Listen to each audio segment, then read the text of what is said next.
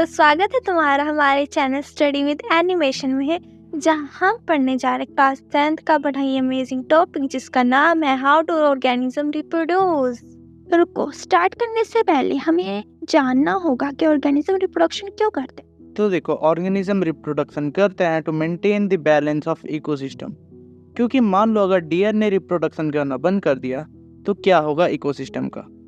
तो देखो, ज़्यादा कुछ होगा नहीं, वाइल्ड एनिमल्स ह्यूमन पर अटैक करना स्टार्ट कर देंगे, जिससे बिगड़ सकता है इकोसिस्टम ऑफ एन एनवायरनमेंट। क्योंकि ह्यूमंस भी एक मेजर रोल प्ले करते हैं इन मेंटेनिंग द इकोसिस्टम, और मे भी नहीं करते। स्टार्ट करते हैं आज के टॉपिक को बिना किसी डिले के। Do organism create exact copy of themselves? तो देखो, ये टॉपिक हम बताता है the connection between the similarity of organisms and the resemblance of the genetics blueprint, जो हाईलाइट करता है the major role of DNA. अब तुम्हें मैं बताती हूँ कि डीएनए होता क्या है। डीएनए की फुल फॉर्म होती है डीऑक्सीराइबो न्यूक्लिक एसिड, जो मेजर रोल प्ले करते हैं इन ह्यूमंस। सिंपल लैंग्वेज हम कह सकते हैं कि डीएनए वो चीज होती है जो बंदे की शेप एंड साइज बनाने में हेल्प करता है, और ये पास होता रहता है इनटू द अपकमिंग जनरेशन।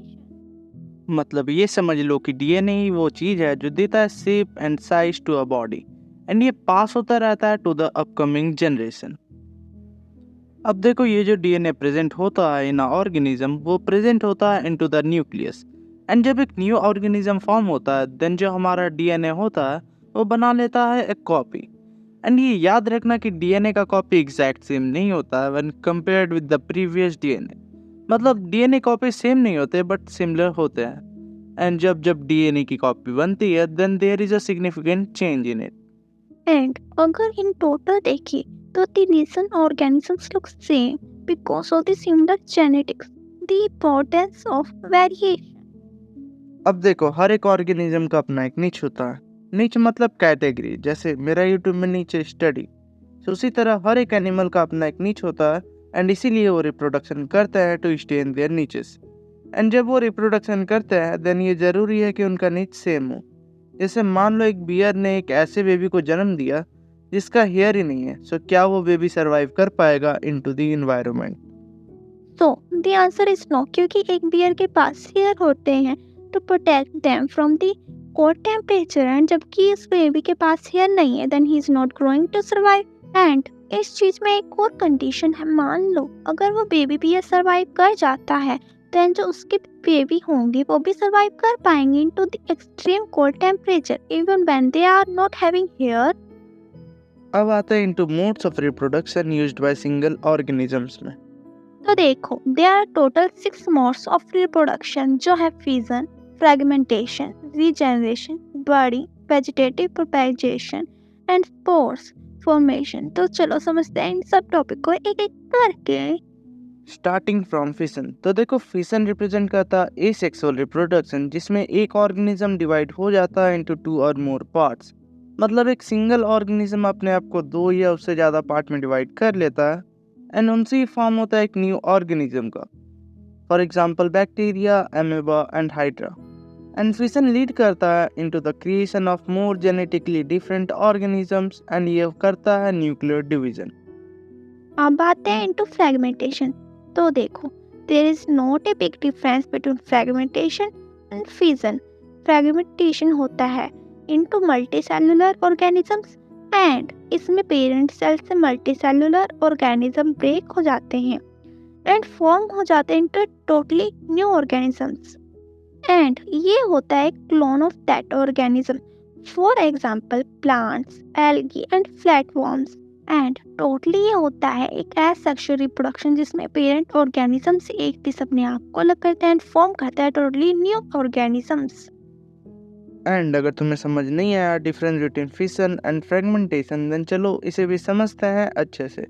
तो देखो, फ्रेगमेंटेशन एक प्रोसेस है जिसमें मल्टीसेलुलर ऑर्गेनिज्म ब्रेक होता है इनटू फ्रेगमेंट, जो डेवलप होता है इनटू अ न्यू ऑर्गेनिज्म।